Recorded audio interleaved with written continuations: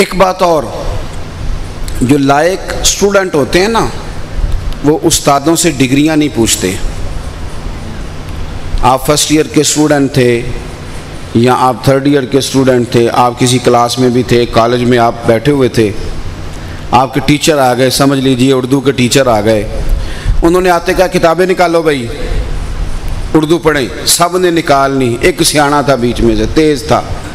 یہ ہمارا زمانہ بھی تیز لوگوں کا زمانہ ہے، بہت تیز لوگ، اللہ اکبر. ایک تیز بندہ بیچ میں سے اٹھا، اس نے کہا استاد جی آپ اردو پڑھائیں گے؟ نے کہا ہاں میرا ہی پیریڈ ہے. اس نے کہا آپ نے ایم اے اردو کیا ہوا ہے؟ آپ ایم ایڈ ہیں، بی ایڈ ہیں، آپ میرٹ پہ ہیں، سفارش پہ ہیں، کانٹریکٹ پہ ہیں، پکے ہیں، کیا کس طرح ہیں؟ تو ٹیچر کا دل کرے گا اسے پڑھانے کو. اگر ہو میری طرح کا تو پہلے تو اسے کلاس سے باہر نکالے گا، کہے گا تو نکلنا یہاں سے، تجھے کس نے یہ میری ڈگری تو کوئی مجھ سے بڑا پوچھے گا، مجھے بھرتی کرنے والا پوچھے گا، محکمہ پوچھے گا، تو شاگردہ تیرا کام ہی کوئی نہیں. او میرے سنگیوں غور کرو، ہمیں تو نبی کریم علیہ السلام نے فرمایا تھا کہ تم نے قرآن کو اور میری اولاد کو تھام کے رکھنا ہے، گمراہی تمہارے قریب نہیں آئے گی. ہمیں تو کہا تھا کہ صحابی کا نجوم، میرے صحابہ ہدایت کے آسمان کے تارے ہیں، جس کے پیچھے چلو گے اللہ ہدایت عطا کرے گا. ہم نے صحابہ اور اہل بیت سے ہدایت لینی ہے، ہم نے ان سے پوچھنا نہیں کہ فلانے مقام پہ کیا ہوا تھا. یہ کام ہمارا، ہم نے ان کے مشاجرات میں نہیں جانا، ہم نے تو فیض لینا ہے. اور لائق طالب علم فیض لیا کرتے ہیں، استادوں سے بحث نہیں کرتے، وہ تو فیض لیتے ہیں.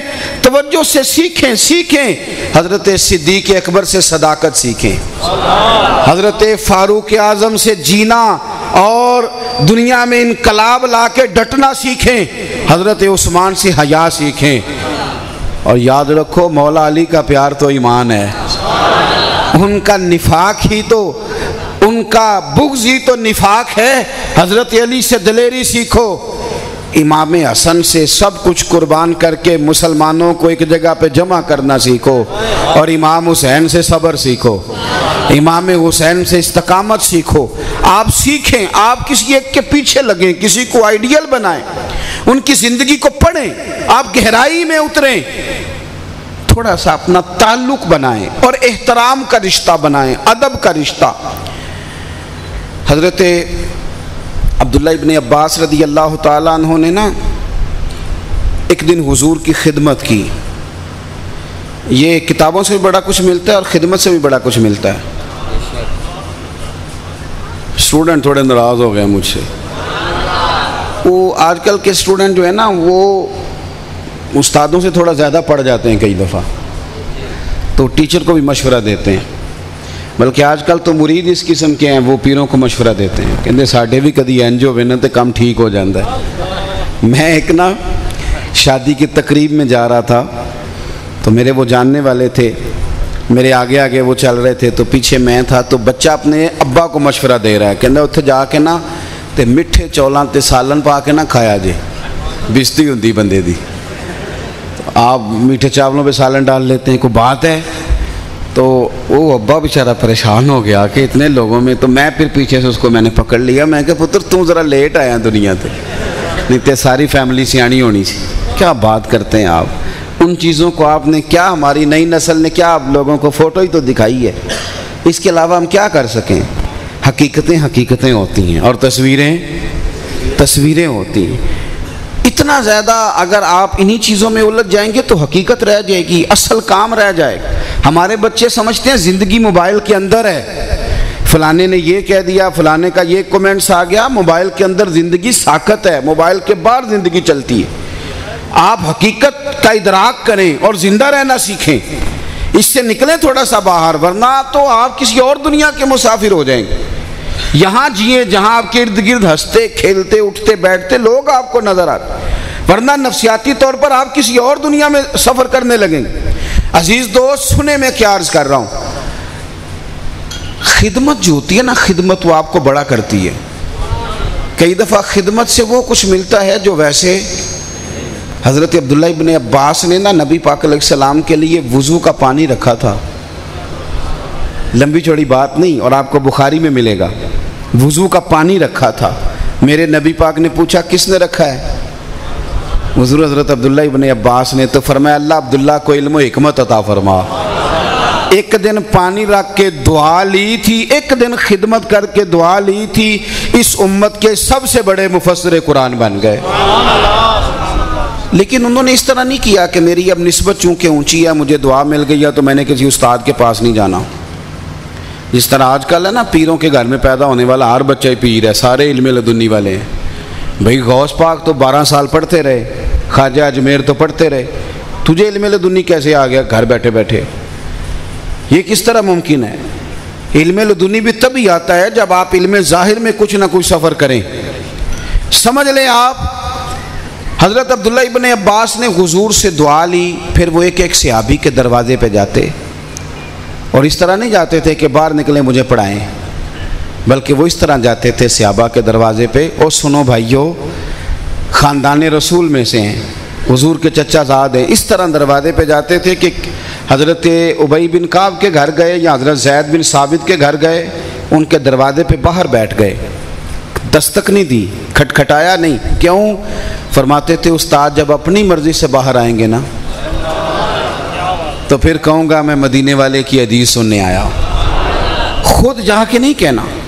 ساری زندگی ان کا یہ اسلوب رہا، صحابہ باہر نکلتے اور ان کی منت کرتے کہ جناب دروازہ کھٹکھٹایا کریں، فرماتے تھے نہیں، میں سوالی بن کے آیا ہوں، آداب سیکھنے، دین لینے آیا ہوں، میں کس طرح آپ کو تکلیف دے سکتا ہوں؟ بھائی ایک دن نا حضرت زید بن ثابت رضی اللہ تعالیٰ عنہ، جن سے وہ حدیث لیتے تھے، روایت کرتے تھے، یہ اعلیٰ حضرت بریلوی رحمۃ اللہ علیہ نے اس کو لکھا ہے ملفوظات شریف میں، فرمایا آپ نے کہ حضرت زید بن ثابت گھوڑے پہ بیٹھ کے نہ آ رہے تھے، سامنے سے حضرت عبداللہ ابن عباس بھی آ گئے، اور جب وہ سامنے سے آئے تو حضرت عبداللہ ابن عباس نے دوڑ کے دیکھا میرے استاد آ گئے، تو بھاگ کے گھوڑے کی لگام پکڑ لی۔ ضرورت نہیں تھی، گھوڑا تو چل رہا تھا، پر جو سیکھنے والے ہوتے ہیں ان کے انداز کچھ اور ہی ہوتے ہیں۔ آگے گھوڑے کی لگام پکڑ لی اور چلنے لگے، تو حضرت زید بن ثابت کہنے لگے جناب آپ خاندان رسول میں سے ہیں، یہ کیا کر رہے ہیں؟ فرمانے لگے حضرت عبداللہ ابن عباس ہمیں سکھایا گیا ہے کہ ہم نے علماء کا احترام کرنا ہے۔ یہ بات سنتے ہی حضرت زید بن ثابت گھوڑے سے اترے اور جناب حضرت عبداللہ ابن عباس کے ہاتھ پہ بوسہ دیا، کہا استاد جی یہ کیا ہے؟ فرمانے لگے ہمیں بھی سکھایا گیا ہے خاندان رسول کا احترام کرنا ہے، یہ ہمیں بھی سکھایا گیا۔ تو ایک تو آپ ان کی عظمت کو سمجھیں، اور دوسرا پھر ان سے ان کا احترام کریں اور ان سے سیکھیں۔ تیسری بات، حضور کا جو گھرانہ ہے نا، اس سے ہم نے تربیت لینی ہے تاکہ ہمارے اپنے گھر ٹھیک ہو جائیں۔ 2-3 باتیں ہیں جن پر آپ کی توجہ دلانی ہے، پھر میں بات ختم کر دوں گا۔ سب سے پہلے تو یہ سمجھ لیں کہ نبی پاک علیہ السلام نے نا اپنے گھر والوں کے لیے دعا مانگی تھی کہ یا اللہ ان کو زیادہ پیسے نہ دینا، بقدر کفایت روزی دینا، یہ دعا ہے۔ الترغیب والترہیب آپ دیکھ لیں، نبی کریم کی دعا موجود، اللہ میرے اہل بیت کو کثرت مال نہ دینا، ان کو بقدر کفایت، بلکہ ایک مقام پہ تو یہ دعا بھی حضور نے فرمائی کہ اللہ ایک وقت روٹی دینا، ایک وقت فاقہ دینا۔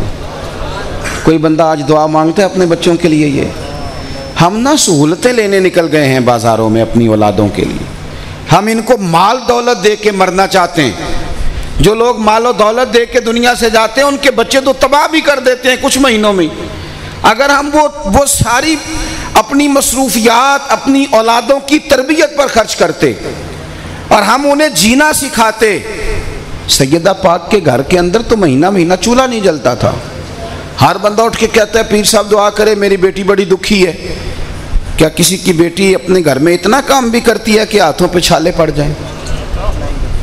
کیا کوئی اتنا کام بھی کرتی ہے کہ مہینہ مہینہ چولہا نہ جلے اور پھر بھی وہ استقامت سے لیپا پوتی بھی کرے اور چکی پیس کے وہ آٹا بھی بنائے، بچوں کو بھی سنبھالے اور سارا دن محنت کرے، کوشش کرے، شوہر کو راضی کرے، اور جب بچوں کو کھلا کے پلا کے سلا دے اور دنیا ساری سو جائے تو عزت والے محبوب کی عزت والی بیٹی پھر مصلی بچھا لے اور پھر ساری رات رب کی بارگاہ میں بھی حاضری دے۔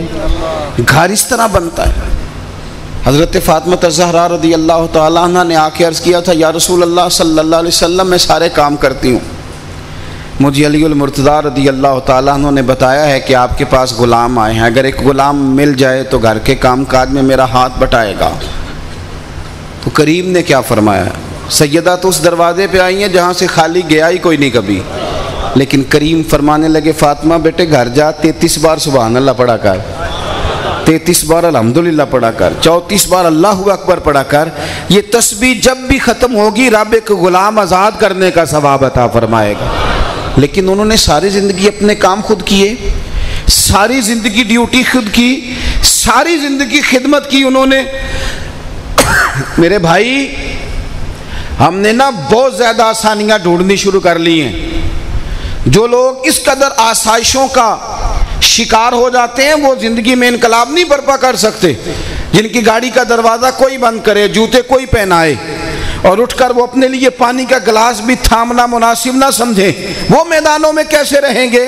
ہمارے بچے فاقہ کرنا تو دور کی بات ہے، ان کی مرضی کا کھانا نہ پکا ہو تو موبائل توڑ دیتے ہیں، ان کی مرضی کی چیزیں نہ ہو تو گھر میں شور برپا کر دیتے ہیں۔ یہ قومیں انقلاب برپا کریں گی، یہ میدانوں میں آئیں گی۔ 3 دن روزہ رکھا سیدہ پاک نے، مولا علی نے، اور دونوں شہزادے 7-8 سال عمر ہیں، دونوں نے 3 دن روزہ رکھا۔ لیکن جب کھانا پک کے افطار کے وقت سامنے آتا تو تینوں دن امام راضی کہتے ہیں دروازے پہ آ کے کوئی غریب، کوئی فقیر، کوئی مسکین صدا لگاتا، حضور کا عزت والا گھرانہ وہ سارا کچھ باہر دے دیتا۔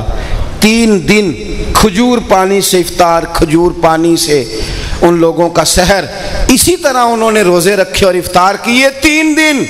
میری سمجھ میں مسئلہ آ گیا، میں نے کہا یزید ظالم کو کیا پتا، عمر بن سعد کو کیا خبر، عبید اللہ ابن زیاد کیا جانے کہ جن کی ماں نے 7-8 سال کی عمروں میں ہی 3 دن بھوکے پیاسے رہنا سکھا دیا تھا، تمہارا پھر بھوکا پیاسا رہنا انہیں تکلیف کوئی نہ دیتا۔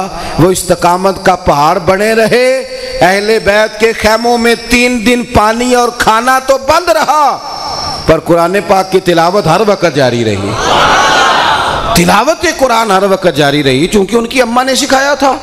جب آپ اپنی اولادوں کو یہاں لے آتے، دوسری بات، ایک تو گھر کے اندر زیادہ دولتیں یہ کوئی فائدہ نہیں کرتی۔ حضرت عمر بن عبدالعزیز رحمۃ اللہ علیہ کا آخری وقت آیا تو آپ کی اہلیہ نے کہا کہ آپ بھی بادشاہ ہیں وقت کے، اور ایک مکان نہیں بچوں کے لیے بنایا، اور آپ سے پہلے جو بادشاہ گزرے وہ اتنا کچھ دے گئے۔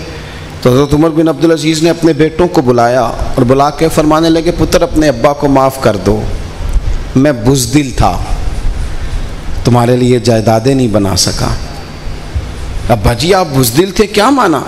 فرمانے لگے پتر میں دوزخ سے ڈر گیا تھا، اللہ کے عذاب سے ڈر گیا تھا، اگر نہ ڈرتا جری ہو جاتا تو پھر اکٹھا کرتا جو مرضی، اس طرح مرضی جائز ناجائز کی پرواہ نہ کرتا، بس ٹھیک ہے کر لیتا، میں ڈر گیا تھا، میں تمہارے لیے کچھ نہیں بنا سکا، مجھے معاف کر دینا۔ تو بیٹے آپ کے رو پڑے، کہنے لگے ابا جی پرانے بادشاہوں کی اولادیں گزرتی ہیں تو لوگ طنز کرتے ہیں، اور ہم جب گزرتے ہیں تو لوگ ہاتھ اٹھا کے دعائیں دیتے ہیں، اس لیے جو کچھ آپ نے ہمارے لیے بنایا، ایک تو یہ۔ دوسری بات، امام حسین مسجد نبوی شریف میں حضور کے ساتھ گئے، یہ بھی بخاری ہے، صدقے کی کھجوروں کا ڈھیر تھا۔ میں نا تھوڑے دن پہلے ایک مدارس کی میٹنگ تھی تو میں نے اس میں کہا تھا کہ سب سے زیادہ مشکل کام یہ ہے کہ مدرسے کے محتمم کے لیے، مدرسے میں اگر جائز ناجائز کا خیال پوری احتیاط کے ساتھ رکھا جائے، چونکہ کمیٹیوں میں جو خزانچی ہوتے ہیں وہ بھی بڑی بادشاہ طبیعت کے ہوتے ہیں اللہ ماشاء اللہ، اگر پورا باریک بینی کے ساتھ چیزوں کا خیال رکھا جائے تو ویسے ہی تقوی کی برکت شامل ہو کے بہت سارے بند حافظے بھی کھول دیتی ہے۔ بند ہمارے نا حاجی ابو داؤد صادق صاحب رحمۃ اللہ علیہ، ان کے بچے نا مدرسے کے کھانا کھا رہے تھے، ان کے چھوٹے بیٹے چھوٹے سے تھے تو انہوں نے کہا میں نے بھی چاول کھانے ہیں، تو کہنے لگے پتر یہ تو تیرے لیے ٹھیک نہیں۔ اب وہ جو صدر مدرس تھے مفتی صاحب ان سے جا کے کہا کہ میرا پتر چاول مانگتا ہے، تو کہنے لگے حضرت جی وہ تو آپ کمیٹی کے صدر سے پہلے بات کریں۔ اس کے دروازے کو جا کے دستک دی کا بیٹا چاول مانگتا ہے اور وہ مدرسے کے ہیں ہمارے نہیں ہیں, اگر آپ اجازت دیں تو بچہ چھوٹا ضد کر بیٹھا روتا ہے. ان نے کہا جی ٹھیک ہے آپ لے لیں. پھر واپس آ کے مفتی صاحب سے کہا اب کیا حکم ہے؟ انہوں نے کہا بہتر ہے کہ آپ اس کے پیسے دے دیں, احتیاط ہے. سب سے طے کر لیا, بڑا کچھ ہو گیا. پھر انہوں نے اور بھی گنجائشیں کچھ بتائیں کہ جناب وہ آپ بہت سارا اس میں آپ کے بچے بھی اس میں طالب علم ہیں بڑے, تو اور بھی کئی چیزیں ہو سکتی ہیں. بہرحال حضرت نے پیسے بھی 1 نہیں 2 3 گنا دیے, بڑا کچھ کیا. اب طالب علموں سے پوچھا ان کے لیے کھانا کم تو نہیں, ساری احتیاطیں کر کے نا جب گھر لوٹے تو بیٹا رو رو کے سو گیا تھا. فرمانے لگے اللہ کا شکر ہے میرے پتر نے یہ چاول نہیں کھائے. اتنا کچھ پوچھنے کے باوجود بھی میرا دل مطمئن نہیں تھا, مجھے اطمینان حاصل نہیں تھا. جو کام آپ اس بنیاد پر نہیں نہ کرتے وہ کمزور ہو جاتا ہے. آپ میری بات کو سمجھیں, اگر رزق ہی حلال نہ ہو تو دل میں نور کیسے پیدا ہوگا؟ نماز میں طبیعت کیسے لگے گی؟ آپ کس طرح کر کے چیزوں کو آگے لے کے جائیں گے؟ مسجد نبوی شریف میں صدقے کی کھجوروں کا ڈھیر تھا. امام حسین حضور کے ساتھ ہیں, چھوٹی سی عمر, ایک کھجور اٹھا کے منہ میں ڈال لی. اللہ کے محبوب نے انگلی ڈال کے منہ سے نکال لی. فرمایا پتر سب کے لیے جائز ہے, تو میری اولاد ہے, تیرے لیے جائز نہیں. حضور نے یہ احتیاط بنا کے دی. ایک بات آخر میں بڑی اہم ہے. ہمارے ہاں نا آج جس چیز کی سب سے زیادہ کمی ہے وہ استقامت ہے. جس کا فقدان ہو گیا وہ صبر ہے. ہمارے ہاں لوگ سویرے کچھ سوچتے ہیں, دوپہر کچھ سوچتے ہیں, شام کچھ سوچتے ہیں. ہمارے بچے ان کو پتہ ہی نہیں آج تک کہ ہم دراصل کیا بننے جا رہے ہیں. انجینئر بننے جا رہے ہیں, ڈاکٹر بننے جا رہے ہیں, کوئی ویلفیئر ہستی بننے جا رہے ہیں, ہم لکھنے والے ہیں, پڑھنے والے ہیں, ہم کیا ہیں. ہمارا کوئی دستور ہی نہیں ہوتا, کوئی مقصد ہی نہیں زندگی میں ہوتا. بس ٹھیک ہے صبح اٹھے, یہ 2 4 5 میرے ذمے کام ہے, یہ کیے اور رات کو سو گئے. یہ مقصود اگر آپ کا کچھ نہیں ہے تو آپ ایک وقت آئے گا بے چین ہو جائیں گے. آپ کہیں گے دراصل زندگی کیا ہے. اگر کوئی مقصود ہو نا, ہمارے تو گاؤں میں خدا نہ خواستہ دیہاتوں میں کسی بوڑھی کو طلاق ہو جاتی تھی تو مقصد بنا لیتی تھی, یا بیوہ ہو جاتی تو مقصد بنا لیتی تھی میں نے بچوں کو قرآن پڑھانا ہے. وہ 400 بچوں کو قرآن پڑھا جاتی تھی, میرا مقصد ہے میں نے قرآن پڑھانا. اب یہی میرا مقصد. کوئی مقصد تو ہو یار, کچھ تو ہو. ہمارے بچوں میں حوصلہ نہیں, استقامت نہیں, ٹھہراؤ نہیں. دریا کے نا 2 کنارے ہوتے ہیں, 2 بند. اگر دریا ان 2 بندوں کے بیچ رہے نا تو طوفان نہیں آتا, سیلاب نہیں آتا, اور پانی حفاظت کے ساتھ آگے بڑھتا ہے, اور پھر جس کھیت کو ضرورت ہوتی ہے اس کو لگا لیا جاتا ہے. پھر اس سے پھول اگتے ہیں, پھل اگتے ہیں, کھیت بنتے ہیں, سبزہ اگتا ہے. لیکن اگر وہ بند ٹوٹ جائیں تو طوفان برپا ہوتا ہے. زندگی میں صبر اور استقامت خواہشات کے آگے 2 بند ہیں. اگر یہ رہیں گے نا تو آپ اپنی محفوظ زندگی کہیں لے کے جائیں گے اور کچھ کرنے کے قابل ہو جائیں گے. لیکن اگر استقامت ہی نہیں, کہیں ٹھہرنا ہی نہیں آتا, کوئی ارادہ ہی نہیں, بس کمزوری ہے, پتہ ہی کوئی نہیں. کچھ ہمارا ماحول بھی اس طرح کا ہے. 4 رات کو ٹی وی پہ اینکر بیٹھتے ہیں, وہ صرف الجھاتے ہیں, بے یقینی پیدا کرتے ہیں. 4 مہمانوں کو وہ لیتے ہیں, کوئی بات سناتا ہے, کوئی بات سناتا ہے. آخری رزلٹ یہ ہے کہ فیصلہ خود کر لینا. قوم بیچاری الجھ گئی ہے, ہر گھر میں 4 5 گروپ بن گئے. پیروں کے پاس چلے جائیں تو انہوں نے یقین دینا تھا, وہاں وہ لوگ بیٹھ گئے ہیں جو کہتے ہیں تینوں کسی نے کچھ کیتا ہے. وہ بیچارہ ویسے ساری رات نہیں سوتا کہ مجھے شک ہے فلانے پہ. تو یہ ساری چیزیں الجھاؤ پیدا کرتی. استقامت اور یقین زندگی کا حسن ہے. ایک شخص نے آ کے کہا تھا نبی کریم صلی اللہ علیہ وسلم سے کہ حضور میں ایک دفعہ آیا ہوں, شاید دوبارہ نہ آ سکوں, کوئی ایک بات آپ بتا دیں جس پر میں پابندی کروں تو اللہ تعالیٰ میری دنیا اور آخرت سنوار دے. تو حضور نے کہا ایک کی بات بتاتا ہوں, یاد رکھنا, جب تو نے کہا نہ کہ اللہ میرا رب ہے, جب تو نے کہا نہ کہ اللہ میرا رب ہے تو پھر اس پہ ڈٹ جا, پھر ڈٹنا سیکھ. اگر تو ڈٹ گیا تو یہ دنیا اور آخرت بن گئی. اور یہ جو لوگ کہتے ہیں نا کہ مدد آئے گی تو ڈٹوں گا, اچھی طرح قرآن کی ترتیب سمجھ لے, پہلے آپ نے ڈٹنا ہے پھر مدد آنی ہے. ان الذین قالوا ربنا اللہ ثم استقاموا, بے شک جنہوں نے کہا اللہ ہمارا رب ہے پھر وہ ڈٹ گئے، تتنزل علیہم الملائکہ، پھر اللہ فرشتوں کا نزول فرمائے گا۔ ایک دفعہ کھڑے تو ہوں آپ کھڑے ہی نہیں ہو رہے، کبھی ادھر سویرے ادھر پرسوں ادھر، اس طرح کام ہوتا ہے۔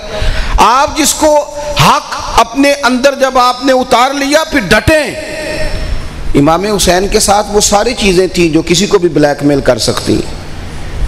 بندے کے ساتھ ویسے فیملی ہو تو کسی جگہ بندہ آرام سے کھڑا نہیں ہو سکتا، کہتا یار میرے ساتھ بچے ہیں، گھر چھوڑا ہوں پھر بات کروں گا، ویسے روٹین میں ہی۔ اور اگر جنگ میں بچے ساتھ ہوں، بچیاں ساتھ ہوں، اور پھر بھوکے ہوں، 3 دن کے پیاسے ہوں، اور میرے بھائی یہ ساری چیزیں بندے کو کمزور کرتی ہیں۔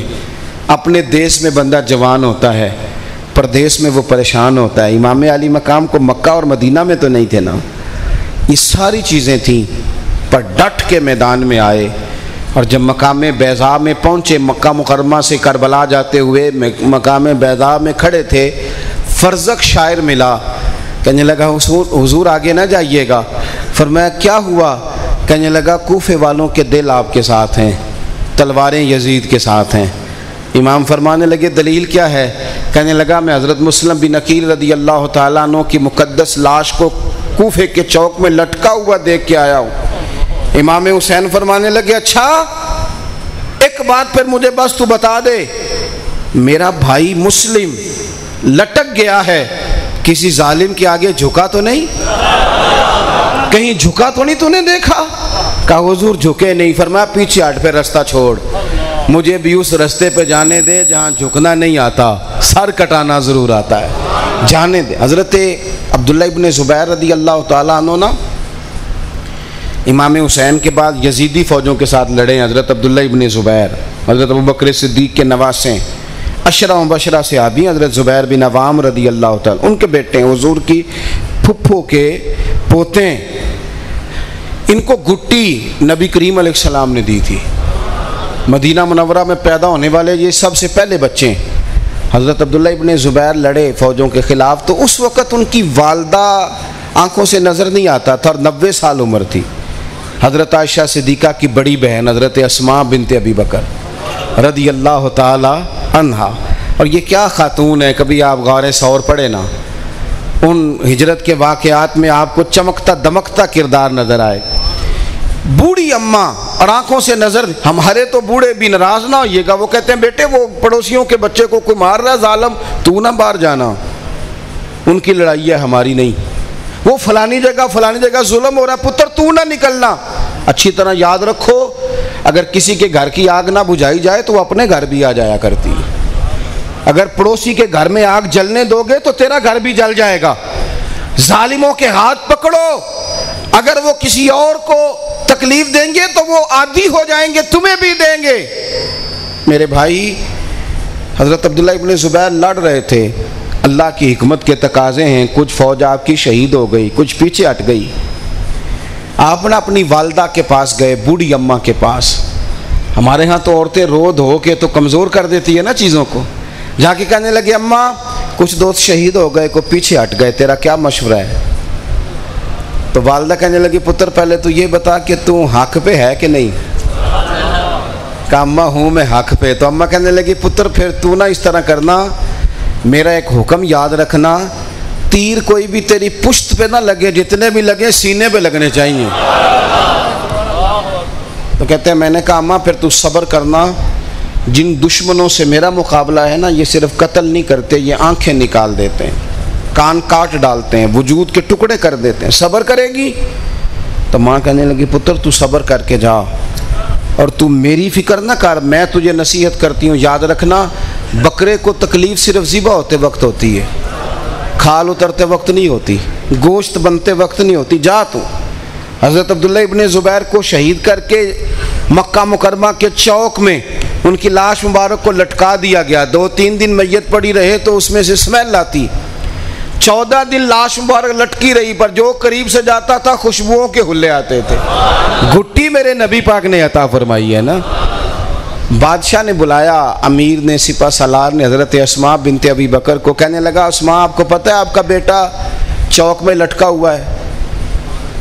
اس کی لاش میں نے لٹکا دی ہے تو یہ جذبہ تھا، یہ کیا بات تو ہر وقت ڈرنا، ہر وقت رونا، پیچھے پیچھے ہٹنا ہو، بڑی پریشانی ہے۔ اس طرح بھی کوئی قومیں انقلاب برپا کرتی ہیں؟ ہر وقت ہمیں یہی بتایا جاتا ہے تم ماڑا ملک ہو، کمزور ہو، کچھ بھی نہیں، معیشت یہ ہو گئی، فلانا یہ ہو گیا۔ کیا بات کرتے ہیں؟ اٹھ باندھ کمر کیوں ڈرتا ہے؟ پھر دیکھ خدا کیا کرتا ہے۔ کچھ توجہ ادھر بھی تو ہونی چاہیے نا، اللہ تعالیٰ کی جانب بھی تو ہمارا خیال ہونا چاہیے۔ بھائی حضرت اسماء سے کہنے لگے تجھے پتہ ہے تیرا بیٹا چوک میں لٹکا ہوا ہے؟ تو جناب اسماء نے چھڑی پکڑی ہوئی تھی، زور سے زمین پہ ماری، فرمانے لگی واقعی؟ کہا ہاں۔ کہنے لگے یہ شروع سے ہی شاہ سوار ہے، کبھی زمین پہ رہتا ہی نہیں تھا، گھوڑوں کی پشتوں پہ ہی رہا کرتا تھا۔ وہ شخص کہتا ہے میں کبھی نہیں کانپا، پر بوڑھی کے اس استقامت اور صبر نے نا، صبر نے میرے اوپر کپ کپی طاری کر دی۔ آپ کی لڑائی شاید سامنے والے کو نہ ہرا سکے، آپ کا صبر، آپ کا حوصلہ، آپ کی استقامت ہرا دیتی۔ لوگ ہار جاتے ہیں، کبھی بھی کمزور نہ پڑیں، اور اپنے دکھ جب بھی بیان کریں رب رسول کی بارگاہ میں۔ یہ چھوٹی چھوٹی باتیں بندوں سے کیا کہنی، سیٹھ نواب کسی کو کیا دے سکتے ہیں؟ کیا دیں گے وہ؟ اللہ رسول کی بارگاہ میں، اللہ والوں کی بارگاہ میں، اس سے زیادہ کبھی نہیں۔ اپنے آپ کو پردوں میں لائیں، آپ زندگی صبر، استقامت، حوصلے اور پردہ پوشی والی گزاریں، ورنہ آپ تو کمزور پڑ جائیں گے۔ یہاں تو جو بندہ 10,000 دیتا ہے وہ بھی کہتا ہے کئی دفعہ میرا شکریہ ادا کرو، نظریں جھکاؤ۔ کیا ضرورت ہے کمزور پڑنے؟ خودداری والی عزت، اور آپ کے صبر میں بڑی چیزیں ویسے ہی دب جائیں گی۔ امام اعظم ابو حنیفہ رحمۃ اللہ علیہ، ان کے والد انتقال کر گئے، 2-3 دن لوگ تعزیت کے لیے آتے رہے۔ امام صاحب باہر نکلے چوک میں، شاگرد مرید ساتھ، اور امام صاحب مالی طور پر بھی بڑے مضبوط تھے۔ سامنے سے ایک حسد کرنے والا آ گیا، اس نے سلام کے بعد بڑی سخت بات کی، کہنے لگا ابو حنیفہ سنا ہے ابا فوت ہو گئے؟ فرمایا ہاں۔ کہنے لگا اپنی والدہ کا نکاح میرے ساتھ کر دیں۔ بڑی سخت بات ہے نا، اور چوک میں، لیکن نکاح کا پیغام دینا تو جائز ہے نا۔ چوک میں کہا، آپ کے جو 7 لوگ تھے وہ کہتے ہیں ہمارے کلیجے پھٹ گئے۔ امام صاحب کے بھی آنسو 2-3 دفعہ ٹپکے، پر آپ نے کنٹرول کیا، کہا تو نکاح کرنا چاہتا ہے میری والدہ سے؟